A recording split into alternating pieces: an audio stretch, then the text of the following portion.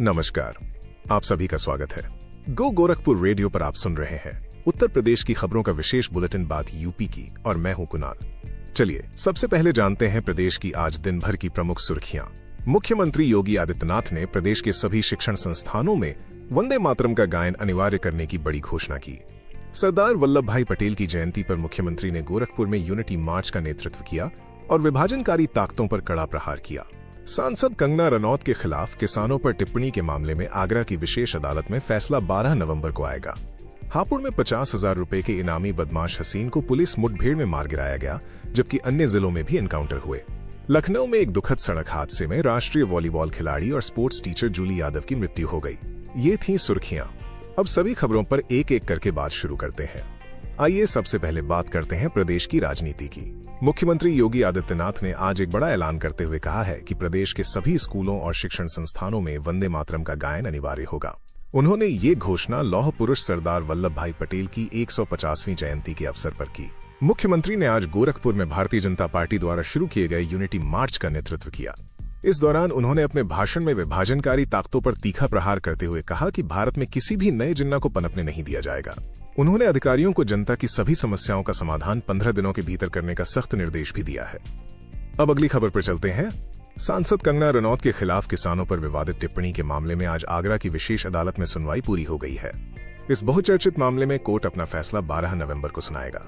वहीं अयोध्या में जगतगुरु परमहंस आचार्य ने एक विवादित बयान दिया है। उन्होंने मुसलमानों और ईसाइयों के संवैधानिक अधिकार समाप्त करने की मांग करते हुए उन्हें हिंदुओं के लिए खतरा बताया और भारत को हिंदू राष्ट्र घोषित करने का आग्रह किया। अगली खबर बरेली से है। मुख्यमंत्री के वंदे मातरम अनिवार्य करने के विचार पर बरेली में मौलाना मुफ्ती शहाबुद्दीन रजवी बरेलवी ने प्रतिक्रिया दी है। उन्होंने कहा कि वंदे मातरम का सम्मान सभी करते हैं, लेकिन इसे किसी पर थोपा नहीं जाना चाहिए। उन्होंने इस संबंध में सर्वोच्च न्यायालय के एक पुराने फैसले का भी उल्लेख किया। अगली खबर निवेश और अर्थव्यवस्था से है।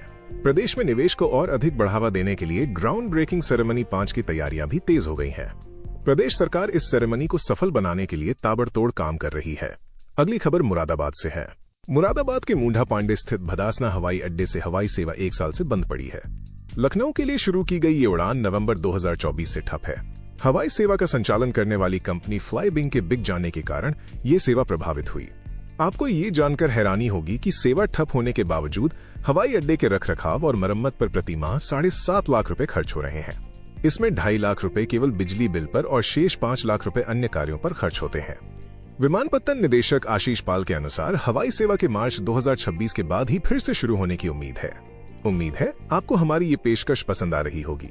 अगर आप उत्तर प्रदेश की हर छोटी बड़ी खबर को जानना चाहते हैं तो अभी गो गोरखपुर रेडियो चैनल को सब्सक्राइब करें। अगली खबर अयोध्या से है। अयोध्या के जिला अस्पताल से एक अमानवीय घटना सामने आई, जहां एक मरीज को इलाज के दौरान बिस्तर से बांधकर रखा गया था। इस मामले में मुख्य चिकित्सा अधिकारी ने तुरंत जांच के आदेश दिए हैं। अब अगली खबर कानपुर से है। कानपुर में गलत दिशा से आ रहे बाइक सवारों को एक दंपति ने टोक दिया। इस बात पर बाइक सवारों ने दंपति के साथ बेरहमी से मारपीट की। बुलंदशहर में एक बारात के दौरान कुछ युवकों ने थार गाड़ी पर खड़े होकर नोट उड़ाए। इस घटना का वीडियो वायरल होने के बाद पुलिस ने 4 युवकों पर मामला दर्ज किया है। अब अगली खबर हापुड़ से है। उत्तर प्रदेश पुलिस कानून व्यवस्था को लेकर पूरी तरह सक्रिय है। हापुड़ में आज एक मुठभेड़ के दौरान 50,000 रुपए के इनामी बदमाश हसीन को मार गिराया गया। इसके अलावा देवरिया, बलिया और बदायूं में भी पुलिस की गौ तस्करों और अन्य अपराधियों के साथ मुठभेड़ होने की खबर है। अब अगली खबर लखनऊ से है। लखनऊ में एक दुखद सड़क दुर्घटना में राष्ट्रीय वॉलीबॉल खिलाड़ी और लखनऊ पब्लिक स्कूल की स्पोर्ट्स टीचर जूली यादव की एक ट्रक से कुचलकर मौत हो गई। वो स्कूल में छात्रों की चैंपियनशिप कराने के लिए जा रही थीं। ये खबर वाकई दर्दनाक है। अब अगली खबर वाराणसी से। वाराणसी के काशी हिंदू विश्वविद्यालय BHU में आज तनाव का माहौल रहा। मुंह ढके हुए बाइक पर आए 6 युवकों ने रेजिडेंट डॉक्टरों पर हमला कर दिया। इस घटना के बाद लगभग 100 डॉक्टरों ने मुख्य प्रॉक्टर कार्यालय का घेराव किया और पुलिस से 24 घंटे के भीतर हमलावरों पर कार्रवाई करने की मांग की है। अब अगली खबर, जो एक बर्खास्त सिपाही की अनोखी चोरी से जुड़ी है, आगरा से है।